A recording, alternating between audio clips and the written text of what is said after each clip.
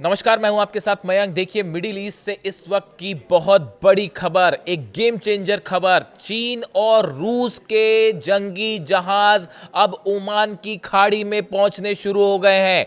देखिए, मुख्य रूप से चीन के जहाज जो हैं वो ओमान की खाड़ी में पहुंच चुके हैं और कुछ पहुंच जाएंगे अगले चंद घंटों में, अगले एक दिन के अंदर। देखिए, जो खबरें आई उसके मुताबिक एक बड़ी एक्सरसाइज शुरू होने जा रही है ईरान, रूस और चीन के जंगी जहाज़ों की समंदर में, ओमान की खाड़ी में और जो स्ट्रेट ऑफ हॉर्मूज है उसके बेहद करीब। देखिए, स्ट्रेट ऑफ हॉर्मूज में पहले से ही ईरान जो है वो ज़बरदस्त जो है मिलिट्री ड्रिल कर रहा है, वॉर ड्रिल कर रहा है, मिसाइल्स दागी जा रही हैं। ईरान की नेवी वहाँ मौजूद है, एंटी शिप मिसाइल्स जो है वो दागी जा रही हैं और बहुत बड़ी एक्सरसाइज ऑलरेडी ईरान कर रहा है स्ट्रेट ऑफ हॉर्मूज में। और अब इस बीच में बड़ी खबर जो खबरें आ रही थी कि जल्दी ही रूस और चीन भी अपने जहाज भेज सकते हैं। अब खबरें आ रही हैं कि चीन के जहाज जो हैं वो ओमान की खाड़ी में पहुंचने शुरू भी हो गए हैं और रूस के जहाज भी रवाना हो गए हैं जो जल्दी ही पहुंच जाएंगे ओमान की खाड़ी में।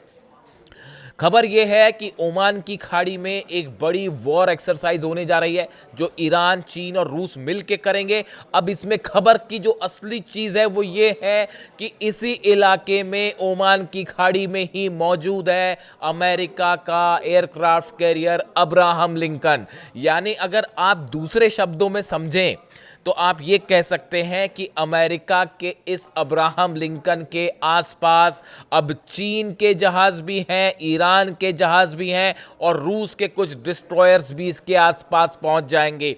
क्या इसका मतलब ये निकाला जाए कि अब्राहम लिंकन अब घिरता जा रहा है ओमान की खाड़ी में? क्या उसको घेरने की प्लानिंग कर ली है चीन ने, रूस ने और ईरान ने? और क्या अब आमने सामने की समंदर में जंग हो सकती है और चीन और रूस के जहाज भी अब अब्राहम लिंकन का मुकाबला करेंगे?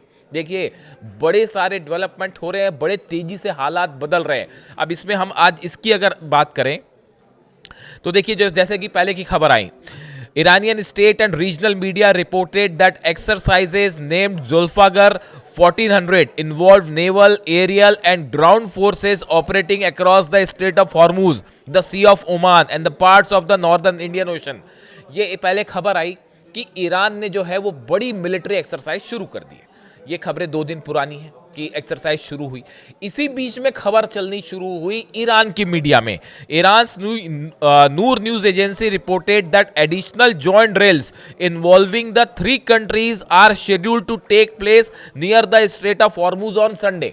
उन्होंने कहा कि इतवार से यानी रविवार से जो है तीनों देशों का बड़ा मिलिट्री एक्सरसाइज शुरू होने जा रहा है ओमान की खाड़ी में, जिसमें रूस के जंगी जहाज भी होंगे, चीन के भी और ईरान के भी। ये खबर ईरान की मीडिया में चली। अब देखिए, इसके फौरन बाद जैसे ही ये अनाउंसमेंट हुआ, अमेरिका और इजराइल दोनों सन्न कि भाई ये क्या हुआ, इनके जहाज क्यों आ रहे हैं यहाँ पे और क्या वाकई आएंगे? अब हर कोई ये चाहता था कि चीन की तरफ से क्या रिएक्शन आता है और रूस की तरफ से। दोनों ने कोई जवाब ही नहीं दिया, इस खबर को उन्होंने नकारा ही नहीं। इसका मतलब यही था कि वो जहाज वहां से रवाना हो गए और अब खबर ये आ गई है कि चीन के जहाज जो ओमान की खाड़ी में कुछ पहुंच भी चुके हैं और ईरान की तरफ बढ़ रहे हैं। इस सूरत हाल में अब देखिए हालात कैसे हैं। अमेरिका के कम से कम 11 डिस्ट्रॉयर्स हैं, अब्राहम लिंकन के अलावा कह रहा हूं मैं, अलावा कम से कम 11 बड़े डिस्ट्रॉयर्स हैं जो ईरान के आसपास ओमान की खाड़ी में हैं, जो हिंद महासागर में हैं, अलग अलग मेडिटेरियन सी में हैं, अलग अलग आसपास के इलाकों में तैनात हैं। अब्राहम लिंकन ऑलरेडी वहाँ पे जितने बेसिस हैं सब में बड़ा मिलिट्री मूवमेंट है। जॉर्डन से शुरू करिए आप, सीरिया, जॉर्डन, इराक, सऊदी अरब, कतर, सब जगह जो है वो वॉर प्लेन्स पहुँच चुके हैं, सब रेडी मोड में है। दूसरा जो एयरक्राफ्ट कैरियर है जॉर्ज डब्ल्यू बुश, वो भी पहुँचने वाला है, जिसको डोनाल्ड ट्रंप कह रहे थे कि beautiful armada is going towards Iran, तो वो ब्यूटीफुल अरमाडा जो है वो पहुँचने वाला है वहाँ। अब हालात ये हैं कि पहली बार ऐसा मौका होगा जब अमेरिका के एयरक्राफ्ट कैरियर के सामने रूस के जहाज भी खड़े होंगे, चीन के जहाज भी खड़े होंगे और सामने से ईरान की नेवी भी खड़ी हुई है। ईरान ने भी अपना जो ड्रोन कैरियर है वो भी भेज दिया है, ओमान की खाड़ी की तरफ बढ़ता जा रहा है वो आगे, यानी आमने सामने के हालात है। अब अगर जंग होती है तो बड़ी साधारण और सिंपल बात है, आप सबके बयान समझिए। रूस क्या कह रहा है? रूस ने ऑलरेडी कह दिया है, पुतिन ने के ही शब्द हैं जो उनके विदेश मंत्रालय के प्रवक्ता ने कहा कि भाई अपनी सीमा पे रहिए, ये अमेरिका को बता दिया गया कि अपनी अपनी जो हद से बाहर मत आइएगा। ये रूस की तरफ से रिएक्शन आया। चीन तो इतना चीखा यूनाइटेड नेशंस में 2 दिन पहले, इतना चीखा कि वो जो है उसने सरेआम कह दिया कि भैया अगर यहाँ पे आपने कुछ किया तो फिर उसके बाद जो हालात होंगे वो आप जिम्मेदार उसके बाद, और उसके बाद जो है इतनी भयंकर तबाही होगी कि संभालते नहीं संभलेगी। ये चीन ने कह दिया यूनाइटेड नेशन सिक्योरिटी काउंसिल में। और अब जहाज भी आ गए। अब आप इस बात को समझिए कि रूस और खास तौर पर चीन, रूस से ज़्यादा तो चीन जो है वो मदद करने पे है कि ईरान की मदद करना है। इसकी सबसे बड़ी वजह क्या है समझिए। सबसे बड़ी वजह ये है कि अमेरिका ये चाहता है कि ईरान से जो तेल आता है बाहर, और ख़ास तौर पर चीन को जाता है, 80% से ज़्यादा ऑयल ईरान अपना इस समय चीन को बेच रहा है।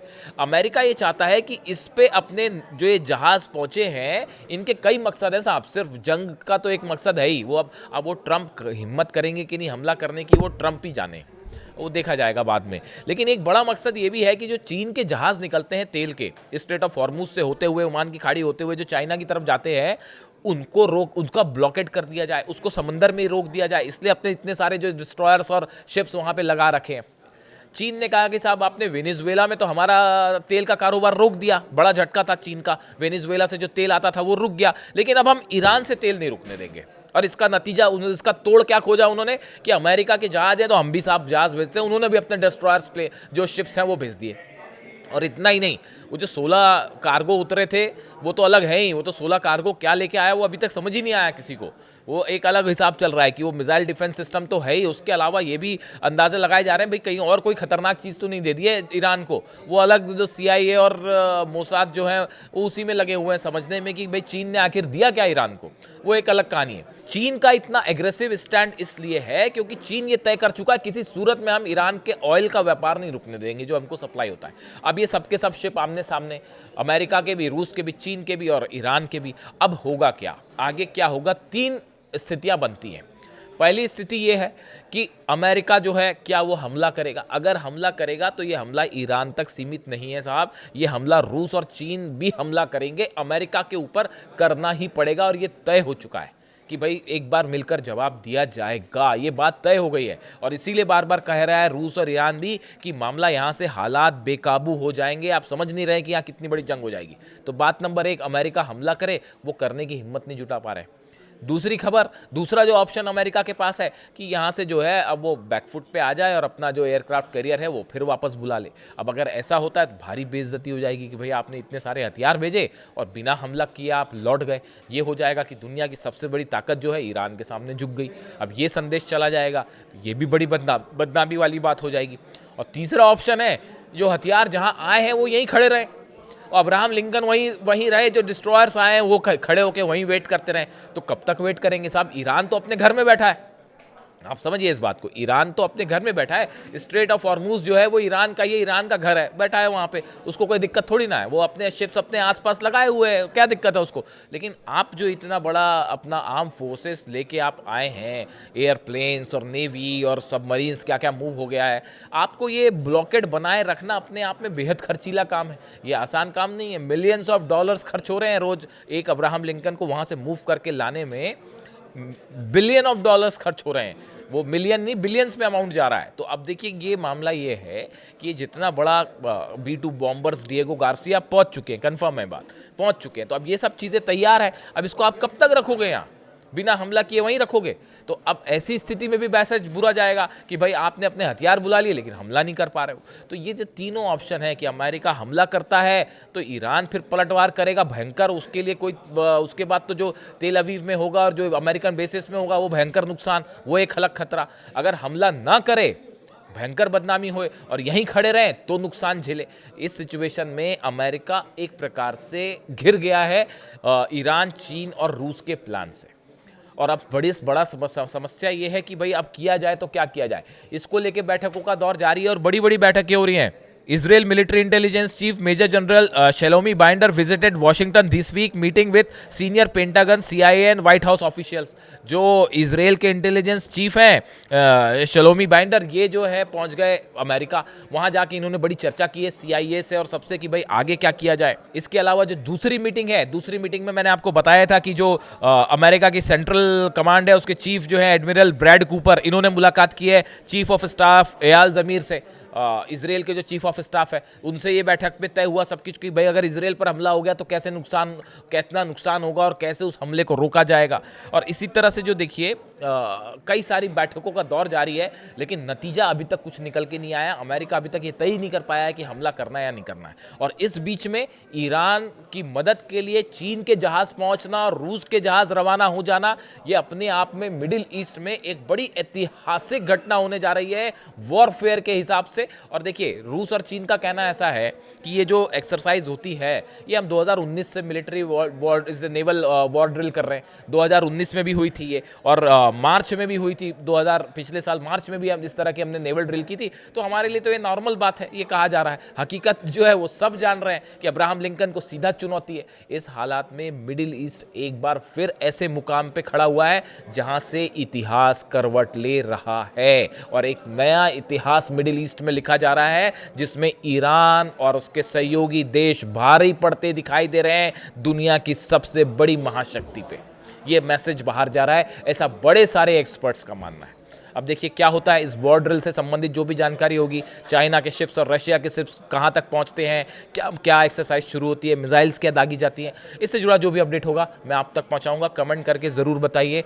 मैं आपके हज़ारों कमेंट्स आ रहे हैं, पूरे दुनिया भर से कमेंट्स आ रहे हैं। मैं सबको बड़े ध्यान से पढ़ता हूँ और जवाब मैं ना भी दे पाऊँ, बट आप सबके नाम भी अब मुझे याद हो गए। मैं सबके कमेंट्स जो है ज़रूर पढ़ता हूँ। कमेंट करके बताइए वीडियो आपको कैसा लगा। Thank you so much.